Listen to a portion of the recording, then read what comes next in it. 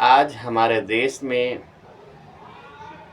इस वैज्ञानिक युग में जबकि सभी शिक्षित हैं और सब इस वैज्ञानिक युग में, इस भौतिक युग में सबको हर चीज़ का ज्ञान है, लेकिन जहाँ पर बात भगवान और भक्ति की आती है वहाँ पर मनुष्य अपने आँख और कान बंद करके झूठे पाखंड और अंधविश्वास में फंस करके अपना जीवन बर्बाद करते हैं। कितने तो इस झूठे पाखंड और अंधविश्वास में फंस करके अपनी जान तक गंवा बैठते हैं। आज स्थिति ये है कि भगवान के नाम पे, धर्म के नाम पे, अंधविश्वास के नाम पे, पाखंड के नाम पे एक दूसरे की जान लेने के लिए तैयार हैं, चाहे वो किसी भी धर्म का हो। आज जो भी जिस भक्ति को कर रहा है, चाहे वो साकार भक्ति हो, चाहे वो निराकार भक्ति हो, चाहे वो गुरु भक्ति हो। गुरु भक्ति जो गुरुआ लोग आज के समय में हैं, अपनी अपनी दुकान लगा करके बैठे हुए हैं और उस दुकान में बेच क्या रहे हैं? नाम दान लो। नाम की दुकान लगा रखे हैं और उस नाम की दुकान में बिकता क्या है? 52 अक्षरी नाम, जिसे तुम जानते हो, जिसे बच्चा बच्चा जानता है। रामा रामा, हरे हरे, राधा राधा, हरे हरे। जितने भी लोग जो पहले से जानते हैं वो नाम बेच रहे हैं और उस नाम के नाम दान के बदले में उसका आर्थिक शोषण इतना अधिक होता है कि वो अपनी ज़रूरतें पूरी ना करके उन गुरुओं की ज़रूरत पूरी करने में लगा हुआ है। और आज जिसको भी देख लो वो कहता है कि है हमारे गुरु के पास तो इतने आश्रम हैं, हमारे गुरु के पास इतनी गाड़ी है, हमारे गुरु के पास इतना धन है। अरे वो धन कहाँ से आया? कहाँ से आया वो धन? गुरु सामर्थ्यवान है जो अपनी ताकत से, अपने चमत्कार से धन बना रहा है, पैसा बना रहा है। अरे वो लोगों को बेवकूफ़ बना रहा है, लोगों को बेवकूफ़ बना करके उनसे धन इकट्ठा करके अपनी क्षमता बढ़ा रहा है। और तुम उसी आश्रम में उसका जो फैला हुआ साम्राज्य है, अगर उसमें तुम जाते हो, तुम उसमें निस्वार्थ तुम सेवा भी करते हो, सब कुछ हो, लेकिन जब चाहे गुरु तुमको उसके अंदर नहीं जाने देगा। आज स्थिति ये है, गुरुआ लोग जब सभी धर्म, सभी शास्त्र, सभी संत महात्माओं ने इस बात को सिद्ध किया और ये बताया कि भगवान एक है। जब भगवान एक है तो फिर ये जो नामदान की दुकान खोल रखे हैं, कोई 5 नाम दे रहा, कोई 3 नाम दे रहा, कोई 4 नाम दे रहा, कोई 10 नाम दे रहा। अरे ये सब इस संसार को लूट रहे हैं। और लोग कहते हैं कि हमारा गुरु तो बड़ा सामर्थ्यवान है, बीमारी ठीक कर रहा है, किसी को मकान दे रहा है, किसी को गाड़ी दे रहा है। अरे तुम नहीं जानते हो, जिस गुरु को तुम कहते हो कि उसने कैंसर ठीक कर दिया, हमारा ये ठीक कर दिया, हमारा वो ठीक कर दिया, अरे तुम जाकर देखो, वो खुद दवाई खा रहा है, वो खुद डॉक्टर के सलाह पे चल रहा है, उसको खुद बीमारी पकड़े हुए है। और तुम कहते हो कि हमारा गुरु पार ब्रह्म है, गुरु तत्वदर्शी है, गुरु जगत गुरु है, बड़ा सामर्थ्यवान है, अपनी शक्ति से आश्रम बना रहा है। अरे कब आँख कान खोलोगे? इस नामदान की दुकान वालों ने इस संसार को, इन भोली भाली जनता को इतना बेवकूफ़ बनाया है कि उसे उसकी जो खुद की सोचने समझने की क्षमता थी उसको भी समाप्त कर दिया है। और बदले में क्या दे रहे हैं? नाम दान। नाम कहाँ से लाए? कहाँ से लाए? तुमने पैदा किए, तुमको भगवान ने बताया। अरे ये 52 अक्षरी नाम जिसको तुम रातों दिन जप रहे हो, कुछ नहीं बदल रहा है, और उसी नाम को वो दे करके तुमसे धन ले रहा है, अपनी क्षमता बढ़ा रहा है, अपने आश्रम बढ़ा रहा, अपनी गाड़ी बढ़ा रहा, अपना वैभव। अरे संत की गरिमा क्या होती है? संत का जीवन क्या होता है? संत वो होता है जो सब कुछ विषयों से मुक्त हो जाए, जिसकी कुछ चाह ना रहे। जेहि विषया सगरी तजी, जग से भयो उदास। जेहि विषया सगरी तजी, जग से भयो उदास। कह नानक सुन रे मना, ताघट ब्रह्म निवास। और आज के गुरुओं की स्थिति क्या है कि लग्जरी लाइफ जी रहा है। लग्जरी लाइफ, लग्जरी खान पान, लग्जरी रहन सहन, लग्जरी पहनावा, और अपने आप को क्या कह रहा है? जगत गुरु, 1008, तत्वदर्शी, परम ब्रह्म। ये सब क्या है? ये पाखंड नहीं तो क्या है? जबकि कबीर पंथ में ही जो है इतने गुरु लोग बैठे हुए हैं जो लोगों से कहते हैं कि मोह माया से दूर रहो, और सारी मोह माया हमें ला करके दो, हम माया से जो है प्रफुल्लित होंगे। जबकि कहा गया है कि शिष्य तो ऐसा चाहिए जो सर्वस्व गुरु को दे, लेकिन गुरु भी ऐसा चाहिए जो शिष्य से कछु न ले। लेकिन आज की स्थिति ये है कि अखंड भंडार भरा हुआ है। किसी भी आश्रम में जाकर के देख लो, प्रचार हो रहा है, भंडारा चल रहा है, लेकिन उस भंडारे में जो भोजन मिलता है उसकी क्वालिटी जाकर के देख लो। क्या स्थिति है कि जो है जो जिसको कोई नहीं खा सकता है वो परोसा जा रहा है भंडारे के नाम पे, और लोगों से वसूला जा रहा है, और लोग कहते हैं हमारा गुरु बड़ा सामर्थ्यवान है। दूसरी चीज ये बताई जा रही है कि जब तुम मरोगे तो गुरु आएगा और कंधे पे बिठा के तुमको सतलोक ले जाएगा, तुमको स्वर्ग लोक ले जाएगा। अरे जीते जी जाकर के देख लो कि उस गुरु से पूछ लो कि तुम्हारे हजारों लाखों शिष्य में कितने मर गए, कितने जिंदा हैं। वो नहीं बता सकता, उसको नहीं पता है। वो खाली अपने पाखंड की दुकान चला रहा है और लोगों को बेवकूफ बना रहा है। संत क्या होता है? संत की महत्ता क्या होती है? संत की क्षमता क्या होती है? कबीर साहब ने बताया है, गांठी दाम न बांधिए, नारी से नहीं ने। कह कबीरता संत की, मैं चरणों की खे। और आज स्थिति क्या है? जबकि वहां बताया गया कि गांठी दाम न बांधिए, और यहाँ भंडार भरा हुआ है। और लोग बड़े गर्व से कहते हैं हमारे गुरु के पास 500 आश्रम है, हमारे गुरु के पास 50 आश्रम है। अरे कहाँ से आए? कहाँ से आए? ये सब पब्लिक का पैसा है। लोग अपनी ज़रूरत को नहीं पूरी कर सकते, अपने बच्चों को अच्छी शिक्षा, अच्छा भोजन, अच्छा पहनावा नहीं कर सकते, लेकिन इस पाखंड के नाम पे, इस अंधविश्वास के नाम पे, इन नकली गुरुओं का भंडार भरने के लिए दौड़े आते हैं।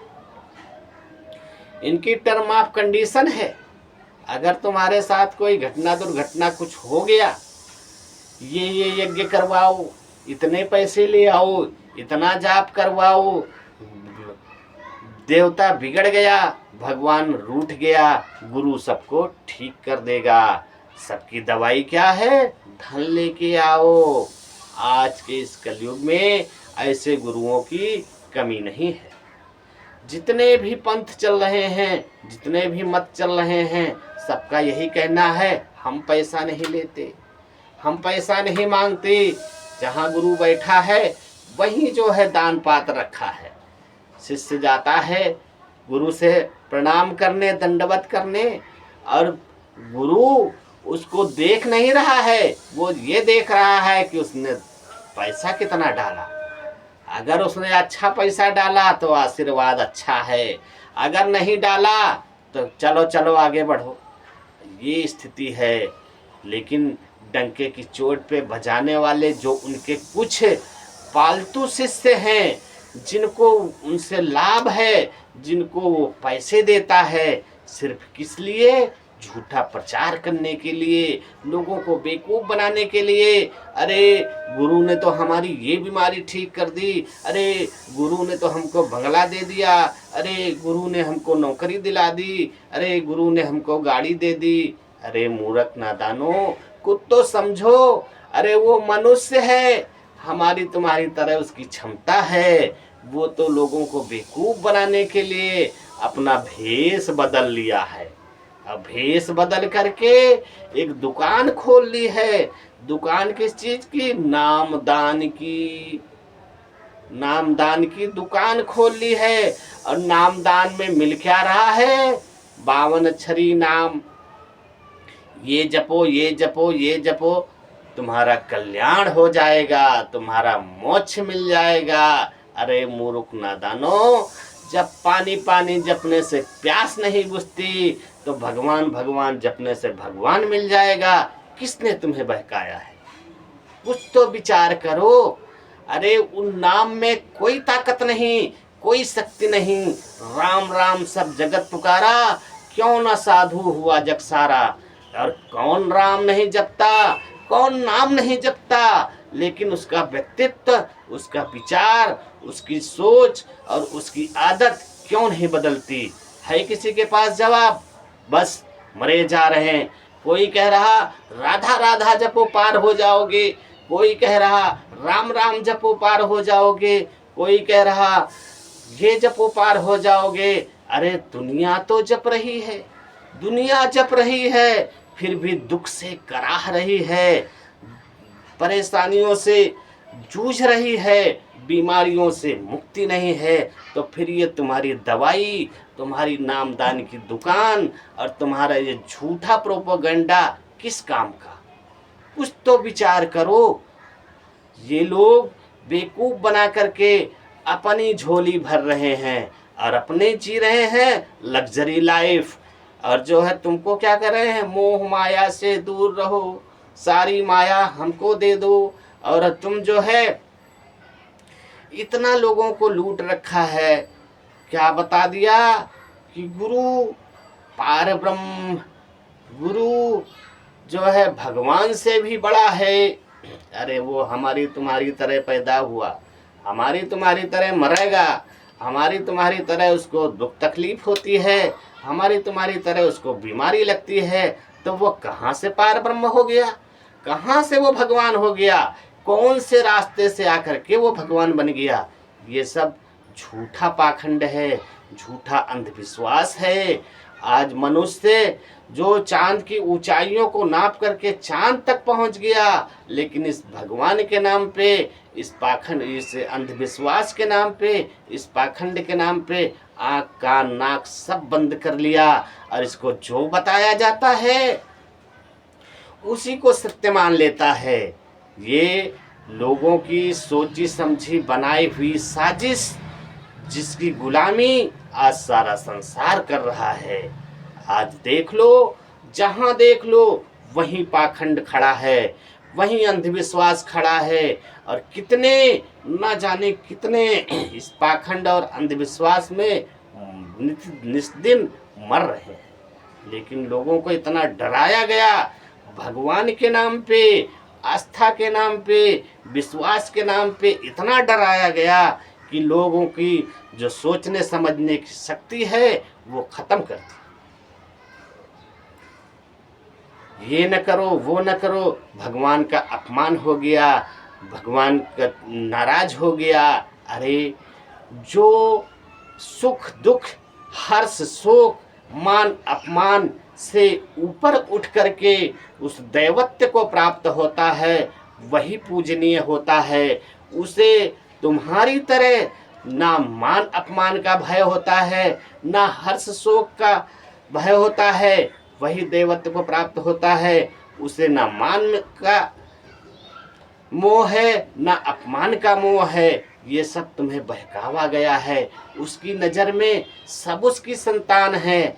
सब अपने कर्मों का भोग कर रहे हैं। कर्म ही प्रधान है। यदि तुम्हारे कर्म अच्छे हैं तो सब कुछ अच्छा है। उसमें तुम चाहे गुरु की पूजा करो चाहे न करो, चाहे उसको आरती उतारो चाहे न उतारो, उस पे फूल माला चढ़ाओ चाहे ना चढ़ाओ, अपने कर्म को देखो, अपने आदतों को देखो, अपने विचार को देखो। तन से, मन से, वचन से, कर्म से किसी को कष्ट मत दो। सब कुछ ठीक है। लेकिन सत्य को कोई नहीं बताता। सब में समभाव देखो। सब उसी परमात्मा के अंश हैं। सब में वही आत्मा है, वही परमात्मा विचरण करता है। इस सत्य को कोई नहीं बताता। बस सिर्फ सब एक दूसरे को भिड़ाने में लगे हुए हैं। मेरा राम बड़ा, मेरा श्याम बड़ा, मेरी राधा बड़ी, मेरे ये बड़ा, मेरा गुरु बड़ा, मेरा वो। अरे जब एक है, एक ही सत्ता सब में विद्यमान है, तो फिर काहे को भटका रहे हो, काहे को लोगों को बेवकूफ बना रहे हो। इसलिए लोगों से मेरा यही कहना है कि इस धर्म के नाम पे, इस आस्था के नाम पे, इस विश्वास अंधविश्वास के नाम पे, इस पाखंड के नाम पे जागरूक बनो। और जो ये ठग बैठे हुए हैं इनसे बचो। अपने धन को बचाओ, अपने कर्म को देखो। वो हमेशा खुश है। उसे कोई नहीं खुश कर सकता। चाहे तुम उसके लिए एक लोटा जल नहीं, चाहे तुम 10 कुंटल जल लेके जाओ, एक फूल नहीं 10 कुंटल फूल लेके जाओ, एक बार नहीं माथा पटक के मर जाओ, वो खुश नहीं होता। वो तुम्हारे कर्म को देखता है, तुम्हारे विचार को देखता है। वो हमेशा खुश है। मनुष्य आज क्यों दुखी है? अपने कर्मों के कारण। तुम इस शरीर में क्यों कैद हो? अपने कर्मों के कारण। इसलिए अपने कर्म को देखो, अपने विचार को बदलो, अपनी आदतों को बदलो, अपनी कमी को सुधारो। किसी को कष्ट मत दो। सब कुछ तुम्हारे लिए मंगल है। कोई दिन नहीं, कोई मुहूर्त नहीं, कोई शुभ साइत नहीं जब बगैर मुहूर्त के पैदा होता है, बगैर मुहूर्त के मर जाता है। पर पूरे जीवन शुभ मुहूर्त के पीछे भागता रहता है। लेकिन होता क्या है? वही जो तुम्हारे कर्मों का फल है, जो तुम्हारा प्रारब्ध है, उसको कोई नहीं बदल सकता। चाहे वो गुरु हो, चाहे वो भगवान हो, चाहे ये जो बैठे हुए आचार्य हैं, प्राचार्य हैं, कोई नहीं बदल सकता। चाहे तुम सर पटक के मर जाओ, प्रारब्ध तुमको भोगना पड़ेगा। सत्य यही है। सबसे बड़ा धर्म सत्य और अहिंसा। इसको कभी मत भूलो, कभी मत भूलो। सब कुछ तुम्हारा मंगलमय होगा। राम राम जपने से, राधा राधा जपने से तुम जपते जपते मर जाओ। कितने जप रहे हैं, जपते जपते मर गए, कुछ नहीं बदला। क्यों? सत्य कुछ और है। वो जिसे तुम ढूंढ रहे हो, पहाड़ों में, नदियों में, पत्थरों में, पेड़ों में, जहाँ भी ढूंढ रहे हो वो वहाँ नहीं है। तुमको गलत पता बताया गया है, तुमको बहकाने वालों ने भटका दिया है। अरे वो तो इतना पास है, इतना पास है, इतना निकट है कि उससे निकट कुछ और हो ही नहीं सकता है। तो आत्मा में ही परमात्मा है। लेकिन अगर परमात्मा को मिलना है तो अपनी आत्मा को जानना होगा। जब तक तुम अपने आत्मा में नहीं जाओगे, अपने आत्मा को नहीं समझोगे, उस परमात्मा की झलक को भी नहीं देख सकते। चाहे तुम सर पटक के मर जाओ, इन पत्थरों को पूछते पूछते मर जाओ, ये न पत्थर बदलेंगे और न तुम बदलोगे। जहाँ आशा तहाँ बासा होई, ताको मेट सके ना कोई। तुलसीदास जी ने लिख दिया रामचरितमानस में कि जहाँ तुम्हारी आस है वही तुम्हारी बास होगी। अगर तुम पत्थरों को पूछते पूछते मर गए तो तुम भी पत्थर बन जाओगे। कई प्रमाण है इसके कि जिसने अंत समय जिसका ध्यान करोगे, श्री कृष्ण ने अर्जुन से यही कहा कि हे अर्जुन, अंत समय में तुम जिसका ध्यान करोगे वही बन जाओगे। इसलिए सत्य को जानो और इस असत्य के पीछे मत भागो। आस्था रखो तो उस परमात्मा से, विश्वास रखो तो अपने आप पे, अपने कर्म पे विश्वास रखो। तुम्हारा कर्म ही तुमको महान बना सकता है, तुम्हें आगे ले जा सकता है, बाकी कोई जरिया रास्ता नहीं है।